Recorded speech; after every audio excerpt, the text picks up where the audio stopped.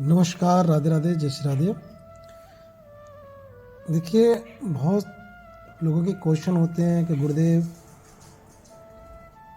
हमारे घर में किस प्रकार का दोष बना हुआ है और बहुत मेहनत करने के बावजूद भी हम तरक्की ग्रोथ नहीं कर पा रहे हैं, या फिर घर में कोई ना कोई व्यक्ति बीमार रहता है,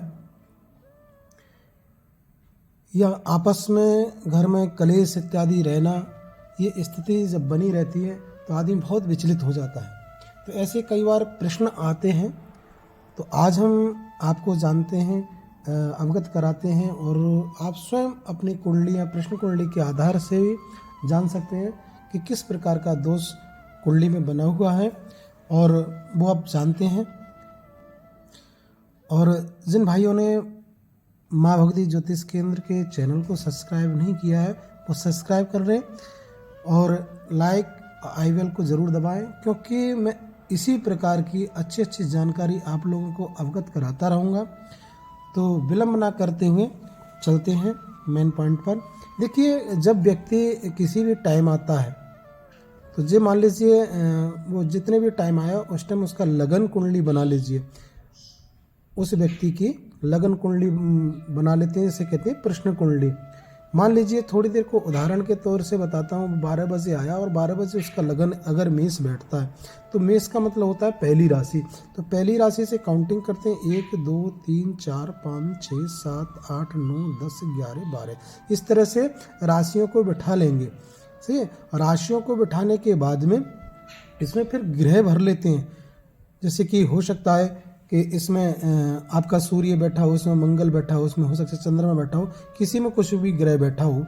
वो इस तरह से पंचांग के द्वारा इस कुंडली में ग्रह भर लेते हैं। तो मैं आपको वो अवगत कराना चाहता हूँ। जैसे कि मान लीजिए 12वें स्थान और अष्टम स्थान पर, 12वें स्थान पर या अष्टम स्थान पर, मान लीजिए जैसे कि 12वें स्थान पर अगर सूर्य अगर बैठ जाता है तो इसमें क्षेत्रपाल दोष माना जाता है। जब क्षेत्रपाल दोष जब माना जाता है, घर में कलेश, लड़ाई झगड़ा, मनमुटाव, भाई भाई में, पिता पुत्र में, माता पुत्र में आपस में कलेश बना रहता है, और एक अनहोनी जैसी संभावना बनी रहती है।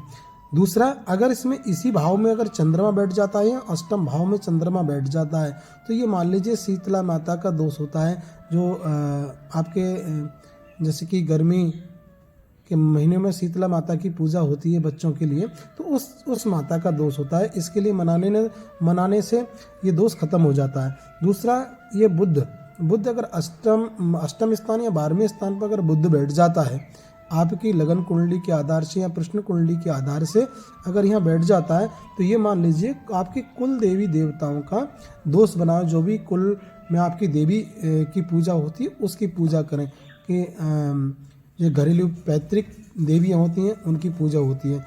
तृतीय, मैंने आपको बताया गुरु अगर आपके 12वें स्थान पर या अष्टम स्थान पर गुरु विराजमान हो जाता है, तो ये मान लीजिए पितृदोष बना हुआ है। इसमें ज़रूर आपके घर में पितरों की पूजा होती है, उनकी पूजा कर लें, और ये घर में कलेश, शांति, ये दिक्कत सब दूर हो जाएगी। दूसरा आता है फिर शुक्र अगर 12वें या अष्टम स्थान पर अगर बैठ जाता है, तो ये होता है देवी दोष माना जाता है। देवी माता की पूजा करें, नवरात्रों में माता का पाठ इत्यादि कराएं, या स्वयं नवमी के दिन उसकी माता की पूजा दें, तो माता शांत हो जाती हैं। फिर आता है शनि अगर यहाँ पर या अष्टम स्थान पर या 12वें स्थान पर अगर बैठा है शनि, तो शनि से काली या भैरव का ये दोष माना जाता है। हो सकता है आपके घर में काली पूजा होती है, भैरव की पूजा होती है, पूजा सही से नहीं हो पा रही है, इस चीज़ का दोष माना जाता है। हाँ, फिर आगे अगर इस समय केतु या राहु बैठ जाए, या अष्टम भाव में केतु या राहु बैठ जाए, तो ये माना जाता है प्रेत दोष से ग्रसित हो सकता है। अगर में कोई अकाल मृत्यु हुई हो और वो आत्मा भटक रही हो, तो इस तरह के ये क्वेश्चन माने प्रश्न कुंडली से ये क्वेश्चन निकल आता है। तो जब कभी कोई व्यक्ति आपसे क्वेश्चन करे या स्वयं आप प्रश्न कुंडली बना लें, और जब आप ज़्यादा विचलित हों तो नहा धो के प्रश्न कुंडली बना लें, उससे ये देख के जाना जा सकता है।